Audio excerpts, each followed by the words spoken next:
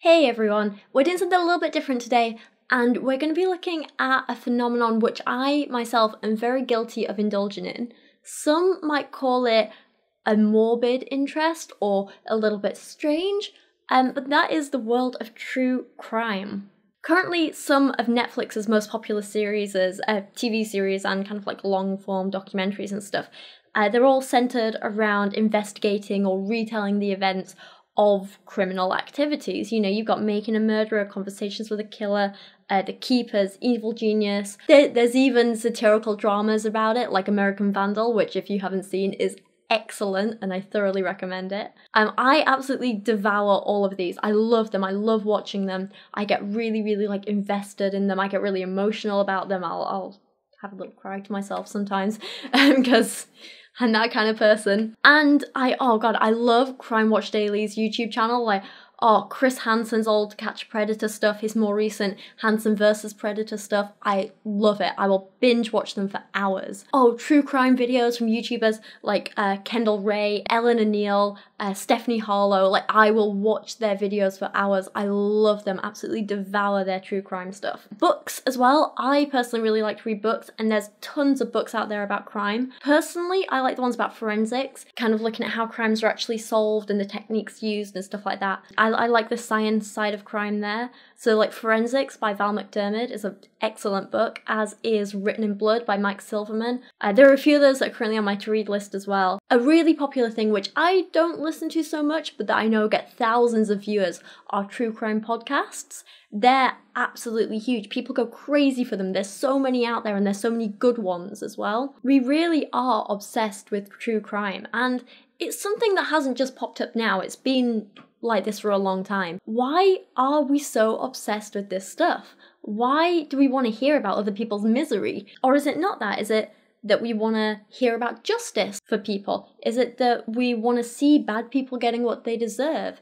Is it that we like the puzzle solving of it? Like, I did kind of get thinking about this, because like a lot of people sometimes think, if you're into like, you know, reading about crime stuff, then you must be a bit messed up yourself, you must be weird yourself.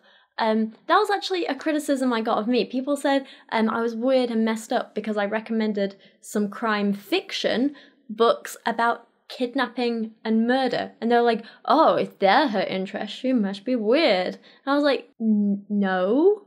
Like, these are best-selling books that millions of people have read. It's not weird to be interested in these things. And that extends to true crime as well as the fictional aspects of it. So today I wanted to kind of like have a look through some of the reasons why people are so interested in true crime, have a look at some of the potential motivations that we have that we may be aware of or that we might not be aware of for kind of consuming this kind of content, I guess you could say. I don't have all the answers, I don't have all the possibilities. I'm just going to share 5 potential motivations with you. And then if you have any others, let me know in the comments. If you disagree with something I say, let me know in the comments as well. Like I say, when it comes to why people are so interested in true crime, why people are so intrigued by true crime, there's no right or wrong. Why one person watches it might not be the same as why another person watches it, or reads it, or listens to it, whatever. We'll say watch in this case for the sake of ease. But the point is, there's no right or wrong. So I'm just going to be putting forward some suggestions, and then we can kind of discuss it further and hopefully share some really cool ideas with each other. Just on a quick note before we get any further, this isn't a sponsored video or anything, but I do want to give a shout out to a company that I really, really like called Sour Cherry. If you've noticed my earrings here, they're these amazing black glittery pentagrams. These are from Sour Cherry. They're a really, really small company in Sheffield that do handmade jewellery.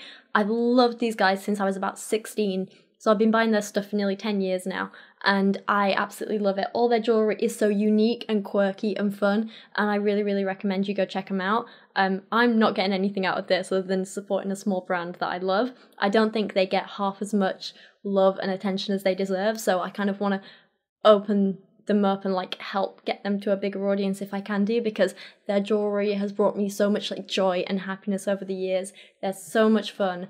And I just kind of want to give something back to them and give them a bit of a shout out. I just got my like delivery of new stuff today, and I got these amazing little metallic moon earrings.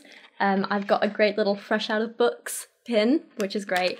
These little shiny glittery pentagram earrings, which I love. These are the ones I got today. They have some really, really cool stuff in stock at the minute. I've loved seeing their kind of style and approach change and grow over the years. It's been really, really nice to kind of grow up with them as a company, if that makes sense. And yeah, they're not kind of like high-end expensive jewelry by any means. They're just a lot of fun, and there's a lot of personality in their pieces. And I don't know, I wanted to give them a bit of a shout out and yeah, kind of gush about them a bit. So like I say, not sponsored, not an ad, nothing like that. It's just, you know, a brand I really like and wanted to give a little bit of love to. So one of the first kind of things or motivations I want to talk about is this idea that people are interested in true crime because they like seeing justice be served. And I think this is kind of one of the reasons why I definitely watch it and read about it and stuff like that. I enjoy seeing the bad guy get what he deserves. And this is the same reason why I read crime fiction and watch fictional crime shows as well. And it's a key part of stories throughout history. You know, good guy wins, bad guy loses. It's what people enjoy. It gives us a sense of satisfaction and also entertainment, I guess you could say. It makes us feel good, it makes us feel safe, it makes us feel like the world is a fair and just place. And it reminds us that even when some people do something bad kind of against us, chances are they'll be punished for it. It's a nice reminder of that. We as humans want to know that if something bad happens to us, the person responsible will be punished for it in an appropriate way. We want to feel like if something happens, if we disappear, if we're killed, that mystery won't go unsolved. We like to know that there are people out there working towards that. And that they do get results. I think it's really interesting if you look at like the True Crime Daily YouTube channel and you look at the most popular videos on there, a lot of them are focused on like justice being served instead of just retelling events, especially when it comes to justice against people who've hurt children. They are definitely the most popular ones. So you look at the top videos and you've got daycare worker pleads guilty to child endangerment after abuse caught on camera. 19 million views. Other ones are about like Chris Hansen confronting a child predator, 16 million views. A dad confronting his daughter's abuser, 15 million views. People like to see justice. They like to see people getting what they deserve. They like to see people being punished when they've committed a crime. And it's not, I don't think, in a sadistic way. It's not in a we'd like to see people suffering kind of way.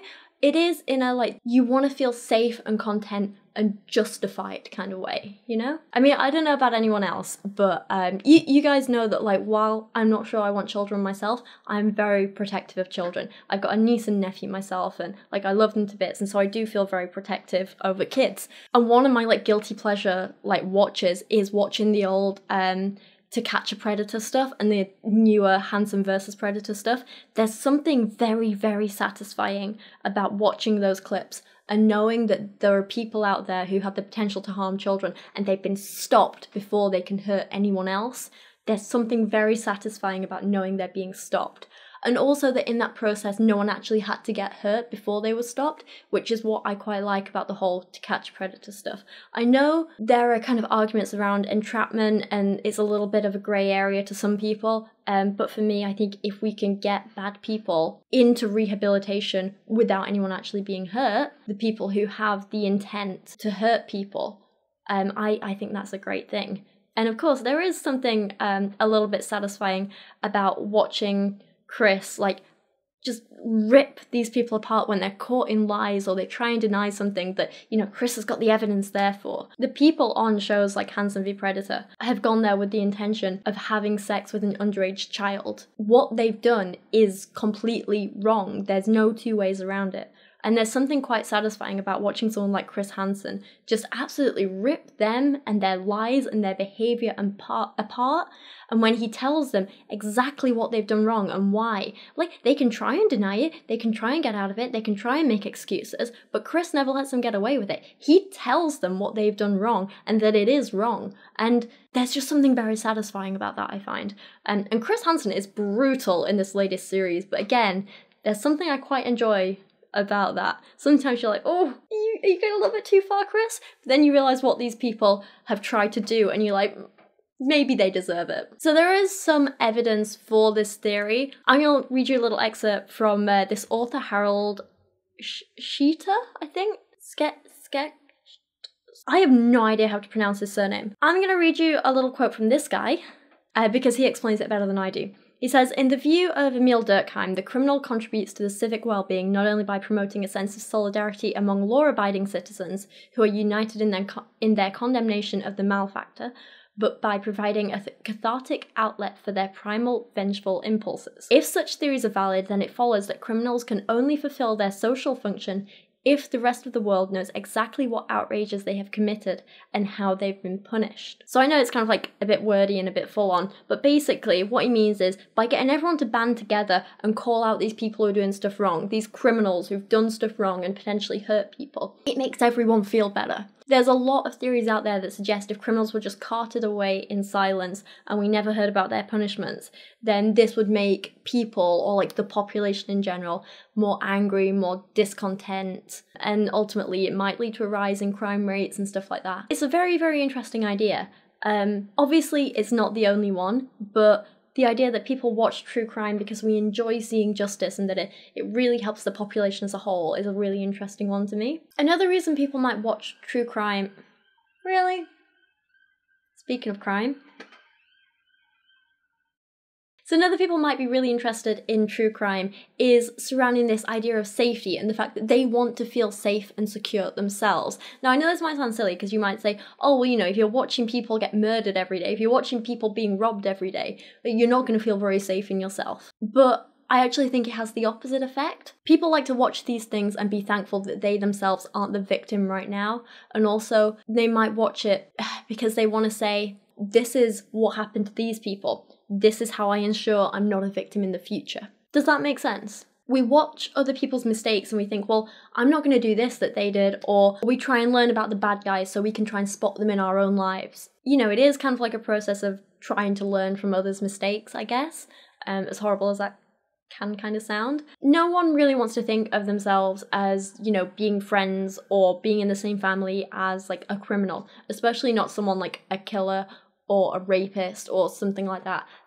We'd like to think that we can recognise these people when we see them, and I think by watching true crime, it gives us more of a clue of like what to look for and stuff. I'd argue that potentially this is why there's such a fascination with like serial killers like Ted Bundy. There are so many like books and podcasts and videos and TV shows and now this latest film about him. He's one of the like most covered serial killers, I'd argue. And I think he's such a fascinating one for people, like him in particular, because he was such a charismatic guy and he seemed so normal and ordinary. You know, he wasn't this weirdo who just like kept to himself and was a hermit and everyone like looked at him on the street and was like, ooh, he's a bit weird. He was just an ordinary person. I think a lot of people really want to understand what kind of person he was so that they can kind of like try and see if maybe he gave away any little hints or clues to what kind of person he was. And they can maybe start to look at their own lives and say, are there any people that I know that are like this? You know, try and spot those clues in their own lives. Yeah, a lot of it, I think, is about people wanting to keep themselves safe and learning how to do that. This is potentially backed up by this study that was done in the Social, Psychological and Personality Science Journal from 2010. This study looked at true crime TV shows, and it found that women are both more likely to be the audience viewing these TV shows, but also the victims in the stories of the TV shows, if that makes sense. So I kind of think this is a sort of cyclical thing where, you know, one affects the other and then that affects the other and so on. So obviously I think when women see other women on TV, we feel empathy for those characters, we can relate to them. As more women are victims of these crimes, that leads to more women watching true crime than men. But also with more women watching, I think the people who are making these true crime dramas and stuff like that, not necessarily dramas, but like documentaries, some are dramas, I don't know, whatever, are more likely to pick the crimes with female victims to appeal to the female viewership. I think it's like a cyclical thing there. Anyway, the point I'm trying to get at is that like with such a big female audience and such a big number of female victims in this content, it's very easy to see why women will empathize with the victims and kind of take it as a teaching moment to say, well, this is how they got in that situation. This is how I'm going to avoid it. I'm not going to let this happen to me. I'm not going to walk to some stranger's car with him because he might be Ted Bundy and kidnap me. Or I'm not going to walk down this dark alley at night because so-and-so might attack me and mug me. Or I'm not going to date this kind of person because they have these tendencies just like this killer did. I don't know, something like that. I think women and men will take true crime as a kind of teaching moment to help them feel safer in their lives. Which makes sense until you think about all the fascination with unsolved crimes. Doesn't really explain that, does it? If the crimes aren't solved, if there's no justice, if it doesn't make us feel safer, what do we get out of it? Which brings me on to my third point, which I think is all about puzzle solving. Humans love solving puzzles. I love solving puzzles. I will sit there for hours with puzzle books and riddles and logic books and this, and like, I love it. I love puzzle solving. And a lot of people do. I love crime fiction because I love reading those books and picking up on all the little clues and putting together all the little hints and like the details and making sense of it all. And sometimes you just get like a gut feeling about a character and you don't know what it is. You just know that you don't trust them, or that you really like them, or that something bad's gonna happen. I love all of this coming together until you're like, oh my god, I know what's happening now. It's thrilling, it's exciting, I love it. And it does give you an endorphin rush. You do get a little bit addicted to that kind of thrilling feeling of it, I find. And true crime lets us do this too, whether it's solved or unsolved ones. Sometimes we want to follow along with the stories being told and uncover the clues as the detectives or the police or whoever did. Other times, when it is like an unsolved case, people like to take to forums like Reddit. The Unresolved Mysteries subreddit is one of my favourite kind of subreddits to read, and I really, really enjoy it. And I know it's quite popular. People like to go to places like that and kind of share things that they found, share clues and evidence, and kind of investigate things for themselves, kind of take it into their own hands, try and uncover the truth. It scratches that little puzzle-solving itch while also allowing people to feel like they're doing something good and helpful that's really going to benefit people in the real world, which I can actually appreciate, you know. And I think some like TV shows and documentaries and stuff definitely do this quite well. A nice example I give on YouTube is Kendall Rae's Where Is series, which I'm just going to let her explain for herself in this clip from one of her videos. Welcome back to another Where Is video. If you're new to my channel, Where Is a series where we are focusing on different missing persons cases, trying to raise some awareness about some of these cases, you know, get the names and faces out as much as possible. I really like Kendall's channel. I think she's really entertaining, really charismatic. I absolutely love her as like a content creator. I don't like agree with all her like astrology stuff and psychic stuff and crystal healing stuff.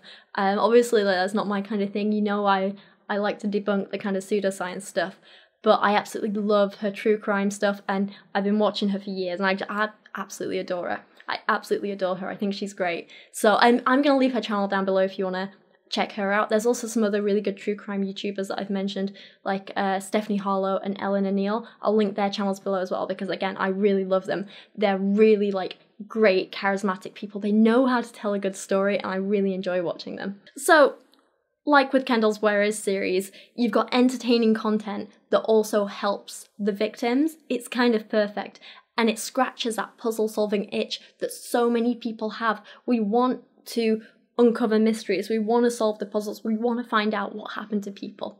And I think that's why a lot of people do get so invested in true crime, because they want to know the answers. We want to know the answers. I want to know the answers.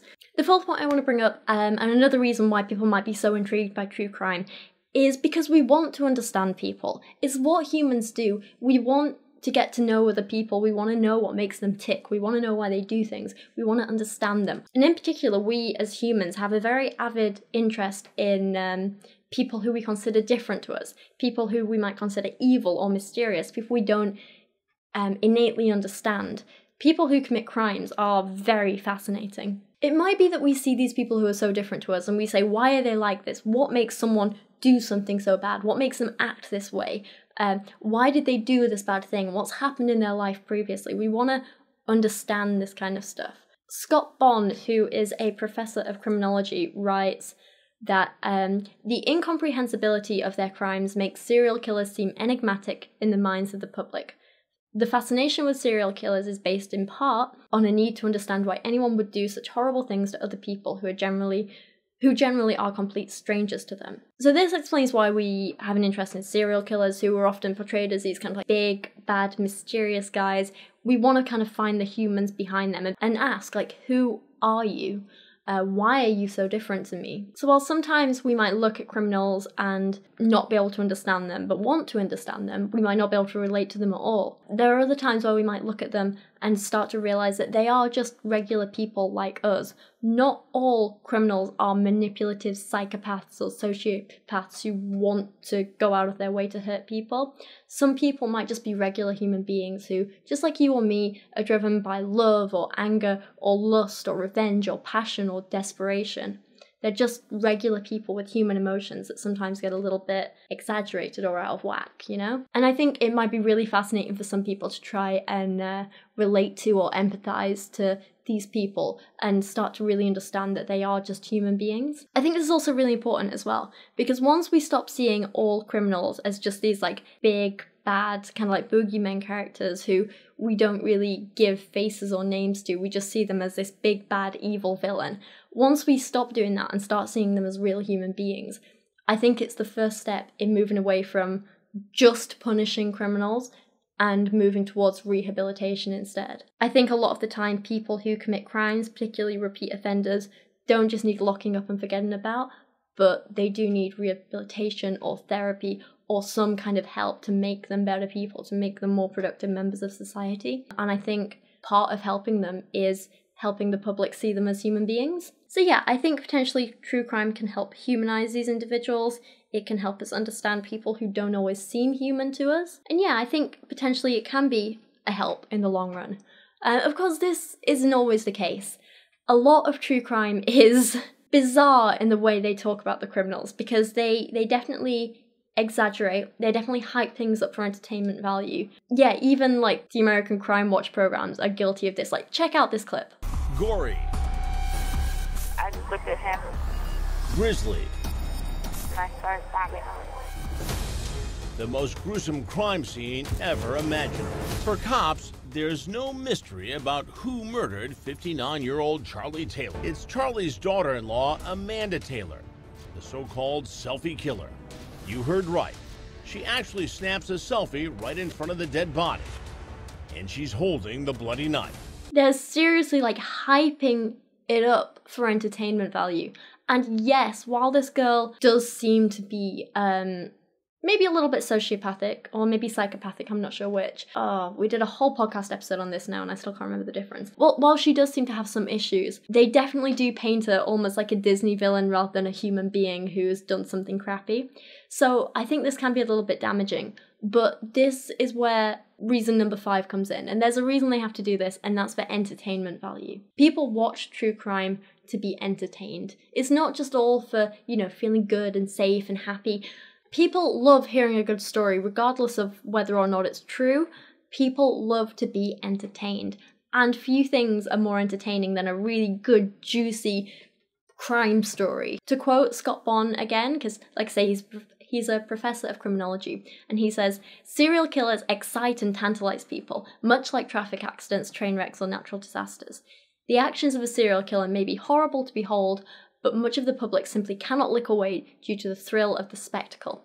People also receive a jolt of adrenaline as a reward for witnessing the terrible deeds of a serial killer. And this is why I think not all major crimes are ever turned into true crime podcasts or videos or books or documentaries. Only a select few ever are. And that's why we get kind of a focus on some stories or cases over others, because it's all about what's going to be interesting to the viewer, all about what's entertaining. What narrative can you spin? What story can you tell? What characters can you develop? Imagine you've got one set of events. A boyfriend pushes his girlfriend down the stairs, she dies, he panics and hides the body, the police find it, eventually they arrest him. You've got one set of events. You can tell that story in 3 different ways. You can make it an emotional family drama about a family who lost their only child, their only daughter. She was far too young, only 20. She had her whole life ahead of her, and her horrible, abusive boyfriend stole her away from them, and then he killed her, and he took her away, and there's going to be lots of crying. You know, they're all sad about her loss of potential and all this sort of thing. Or is it going to be more of a story where the boyfriend is kind of the victim? You know, he was abused as a child, and then he got into drugs and drinking too much. He's an alcoholic, a drug addict. one day, you know, they're having this argument, they have these problems, and in a drug-fueled rage, he accidentally pushes her down the stairs. He doesn't know what to do because he's had this horrible life. He's going to be blamed. The police already hate him because something. So he panics and he hides the body. And it's, you know, kind of oh, poor him, you know, he was just an innocent young man who didn't know what to do and the whole world was against him. Is it that kind of story? Or is it more of a kind of crime procedural sort of thing where we kind of take the place of the police officers uncovering this body in the woods, for example, and then they have to trace back the clues, identifying her body, tracking down her final moves, figuring out who she was, uncovering the secrets of her seemingly happy relationship and finding that it wasn't so happy underneath, and then discovering that the boyfriend was behind the whole thing and blah blah blah. Each one of those three things, same events, but you can tell a completely different story depending on how you spin it. That's why I think you have to be very careful when it comes to true crime content, because while it is very entertaining, it's very easy to get sucked into stories, you do have to always keep questioning and asking yourself, how much of this stuff is really objectively true? What was the agenda of the people making this content? Are they trying to push a certain narrative, or do they have any biases? How much is exaggerated for your entertainment, and how much of it is just objective facts that actually happened? Yeah, so like I say, I think it's very careful, and you've got to be a little bit skeptical when you're watching these things, and take a lot of stuff with a pinch of salt. Don't just blindly believe everything you read or see or hear. I think this is definitely true in unsolved cases, like the John Benet Ramsey stuff. That case fascinates me. It's heartbreaking, but it's fascinating. And I have my own theories about what happened. And I watched a documentary, one documentary in particular, and I was so sure that, you know, this set of events happened and it was this and this. And then I watched another documentary and I was like, okay, now I have no idea what happened. Then I watched some YouTube videos and now I'm just like, and like I say, after taking like all these different things and all these different like blogs and books and stuff that I've read, I have an idea of what I think happened, but obviously I can't say for sure. But the point is, if I'd only read or seen one of those things, I'd probably have a very different opinion to what I have now. So my point is, just be careful when forming your opinions. You know, you can never know everything, and you gotta be careful. But all this said, there's nothing wrong with being entertained by true crime. There's nothing wrong with being interested in it, fascinated by it. There's nothing wrong with wanting to find out more about certain cases. I think it does show that we have empathy. It shows that we care about people. It shows that, you know, none of us want these crimes to happen. We want to try and prevent them. And yeah, understanding more about past crimes, I think, is just another step in helping prevent future ones. But that's just my opinion. Let me know your thoughts in the comments below. Let me know if you're into true crime, why you kind of watch or consume that kind of media. What do you get out of it? Do you think I'm right or wrong about anything I've spoken about in this video? Again, let me know down in the comments. Before I end this final little push, we've got probably about 2 more weeks left of my octopus t-shirt over in my merch store if you want to go get that now. It's, oh, I love this design so much. It's so cute. You know I love animals. I'm fascinated with octopuses. If you've not already seen my octopus video, go check that out. I'll pop that down in the description below as well.